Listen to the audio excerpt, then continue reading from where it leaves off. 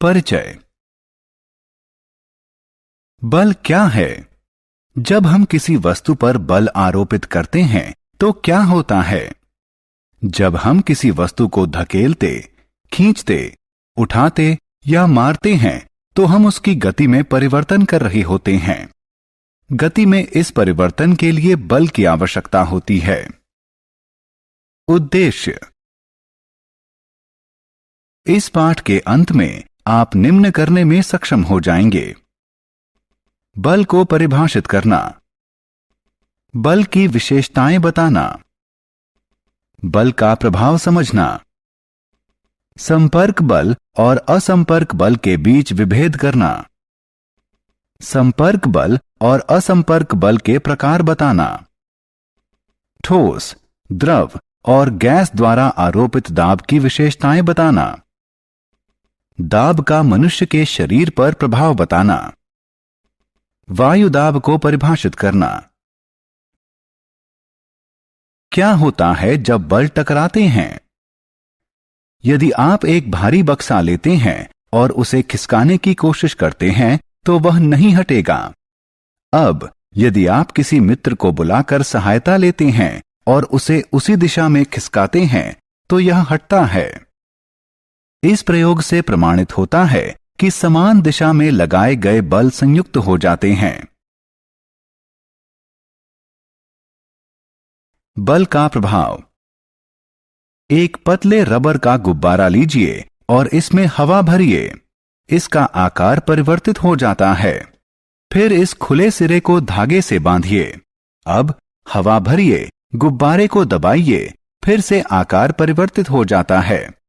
यह बल के प्रभाव के कारण होता है। जब आप फुटबॉल खेलते हैं तो फुटबॉल को मैदान के केंद्र में रखते हैं। जब आप इसको मारते हैं तो यह वांछित दिशा में आगे बढ़ती है। इसी प्रकार रसोई में तुम्हारी मां आटे की लोई बनाती है और उन्हें चपाती के रूप में बेलती है। इस मामले में वह लोई को चपटा बनाने के लिए बल का प्रयोग करती हैं। बल का प्रभाव। किसी वस्तु पर उचित बल आरोपित करके उसकी दिशा को परिवर्तित किया जा सकता है। उदाहरण स्वरूप, क्रिकेट में बल्लेबाज द्वारा मारी गई गेंद को जब क्षेत्र रक्षक पकड़ता है तो उसकी गति शून्य हो जाती है। और यदि आप एक गतिशील फुटबॉल को ठोकर मारते हैं तो उसकी गति बढ़ जाती है। बल के प्रकार। बल के दो मुख्य प्रकार हैं, संपर्क बल और असंपर्क बल। पेशीय बल, घर्षण बल इत्यादि संपर्क बल का उदाहरण है। इसी प्रकार चुंबकीय बल, स्थिर वैद्युत बल, गुरुत्वीय बल इत्यादि असंपर्क बल के उदाहरण हैं। संपर्क बल। क्या आप टेबल पर रखी किताब को बिना छुए बढ़ा या उठा सकते हैं? या क्या आप एक बाल्टी पानी को बिना पकड़े उठा सकते हैं? दोनों मामलों में उत्तर है नहीं। सामान्यतः किसी भी वस्तु पर बल लगाने के लिए हमें उसके संपर्क में आना पड़ता है। अतः हम कह सकते हैं कि संपर्क बल वह बल होता है जो पिंड के वास्तविक संपर्क में आने पर ही लगता है। मूलतः ये दो प्रकार के होते हैं, पेशीय बल और घर्षण बल। पेशीय बल। जब हम किसी वस्तु जैसे कि बक्से को खिसकाते हैं या बाल्टी को उठाते हैं तो बल हमारे शरीर की पेशियों की गतिविधि द्वारा लगाया जाता है। इस बल को पेशीय बल कहते हैं। ध्यान रखें कि पेशीय बल सदैव या तो सीधे सीधे वस्तु को स्पर्श करके लगाया जाता है या फिर किसी छड़ी या रस्सी के टुकड़े की सहायता से लगाया जाता है। उदाहरण के लिए, फल या सब्जी को चाकू की सहायता से काटना, हथौड़े की सहायता से कील ठोंकना, घोड़े द्वारा गाड़ी को खींचना। घर्षण बल। क्या आप जानते हैं क्यों एक भारी बक्सा खिसकाने पर नहीं हिलता? क्यों एक लुढ़कती हुई गेंद कुछ समय बाद रुक जाती है? जब एक वस्तु किसी दूसरी वस्तु के संपर्क में गति करती है तो उनके बीच एक बल काम करता है जिसे घर्षण बल कहते हैं। ध्यान दें कि घर्षण बल सदैव सभी वस्तुओं पर लगता है और इसकी दिशा गति की दिशा के विपरीत दिशा में होती है। गतिशील वस्तु धीरे धीरे धीमी होती जाती है और घर्षण के कारण अंततः वह रुक जाती है।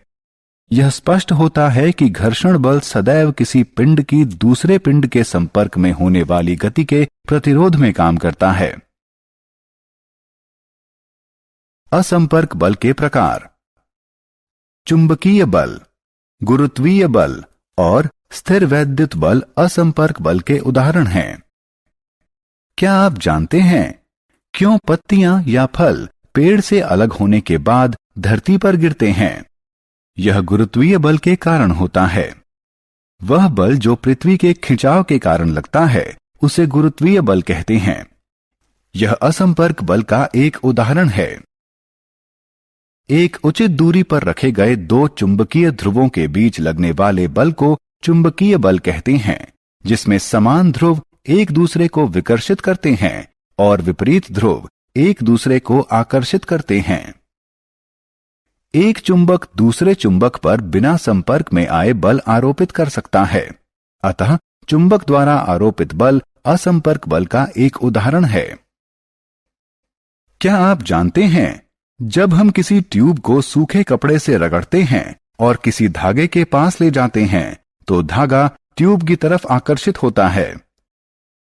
ऐसा इसलिए होता है क्योंकि जब हम ट्यूब को सूखे कपड़े से रगड़ते हैं तो ट्यूब पर विद्युत आवेश उत्पन्न हो जाता है। इसे स्थिर वैद्युत आवेश कहते हैं। यह भी असंपर्क बल का एक उदाहरण है।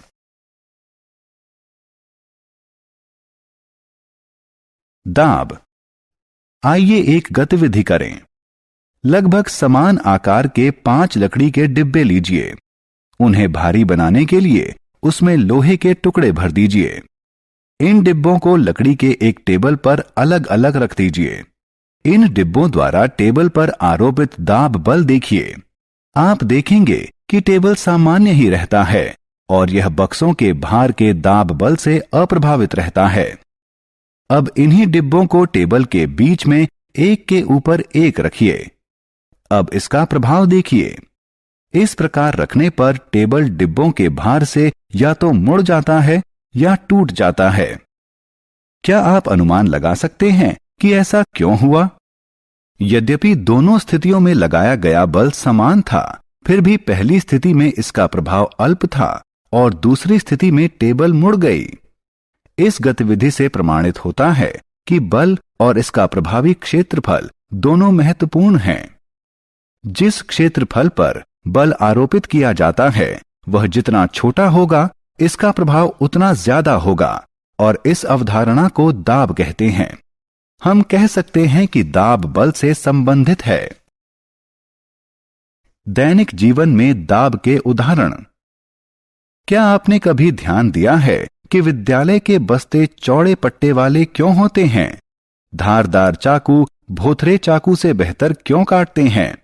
और सुई की नोक नुकीली क्यों होती है? अपने दैनिक जीवन में हम सभी दाब के प्रभाव का अनुभव करते हैं। विद्यालय के बस्ते में चौड़े पट्टे इसलिए होते हैं कि बस्ते का भार बच्चे के कंधे के ज्यादा हिस्से पर आरोपित हो, जिसके परिणाम स्वरूप कंधों पर दबाव कम पड़ता है और कम दबाव के कारण भारी विद्यालयी बस्ते को उठाना अपेक्षाकृत सरल हो जाता है। एक धारदार चाकू की धार बहुत पतली होती है। यह वस्तुओं को बेहतर ढंग से काटता है क्योंकि इसका संपर्क क्षेत्र बहुत ही कम होता है। हमारे हाथ का बल एक बहुत छोटे क्षेत्रफल पर आरोपित होता है, जिससे भारी दबाव उत्पन्न होता है और यह भारी दबाव वस्तु को आसानी से काट देता है। इसके नुकीले सिरे के कारण सुई वस्त्र के एक बहुत छोटे क्षेत्रफल पर बल आरोपित करती है, जिससे भारी दबाव उत्पन्न होता है जो वस्त्र में छिद्र करने के लिए पर्याप्त होता है। क्या द्रव और गैस भी ठोस की तरह दबाव आरोपित करती हैं? क्या आप जानते हैं कि जब आप गुब्बारे में हवा भरते हैं तो क्या होता है? यह सभी दिशाओं में दाब आरोपित करता है, जिसके कारण गुब्बारे का आकार बढ़ता है और प्रत्येक दिशा में समान वृद्धि दिखाई देती है। द्रव के लिए भी यही सही है। यह सभी दिशाओं में दाब आरोपित करता है। जब एक प्लास्टिक की एक थाली जल में डूबती है तो यह तली में नहीं जाती। यह सदैव पानी के भीतरी दाब के कारण शीशे के पाइप के प्रतिकूल दाब के प्रभाव में रहती है। इससे प्रमाणित होता है कि जल भी प्रत्येक दिशा में दाब आरोपित करता है। वायु और हमारा वायुमंडल। हम जानते हैं कि हमारे चारों तरफ वायु है। पृथ्वी के चारों तरफ बने वायु के आवरण को वायुमंडल कहते हैं। वस्तुतः वायु में भार होता है और यह दाब आरोपित करती है। पृथ्वी की सतह पर वायु द्वारा आरोपित दाब को वायुमंडलीय दाब कहते हैं। ध्यान दें कि हम जितना ऊपर जाते हैं वायुमंडलीय दाब उतना ही कम होता जाता है। औसतन हमारे सिर पर 1 किलोग्राम प्रति वर्ग सेंटीमीटर वायु भार आरोपित होता है।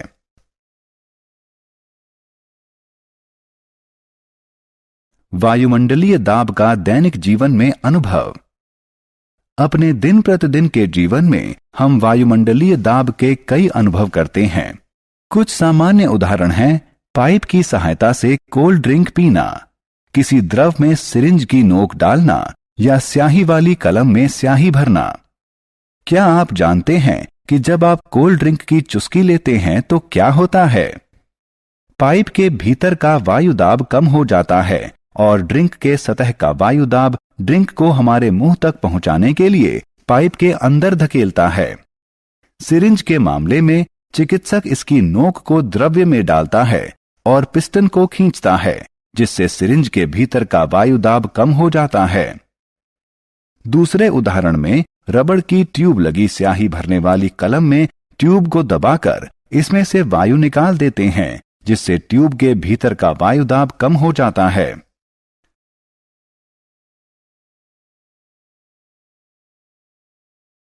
सारांश। आइए हमने जो कुछ सीखा है उसे संक्षेप में दोहराएं। बल एक खिंचाव या धक्का है जिससे पिंड की गति में परिवर्तन होता है। बल किसी वस्तु का आकार परिवर्तित कर सकता है, किसी वस्तु की स्थिति परिवर्तित कर सकता है, किसी गतिशील वस्तु की गति की दिशा परिवर्तित कर सकता है और किसी गतिशील वस्तु की गति बढ़ा सकता है। बल दो प्रकार के होते हैं, संपर्क बल और असंपर्क बल। पेशीय बल और घर्षण बल संपर्क बल के उदाहरण हैं। गुरुत्वीय बल, स्थिर वैद्युत बल और चुंबकीय बल असंपर्क बल के उदाहरण हैं।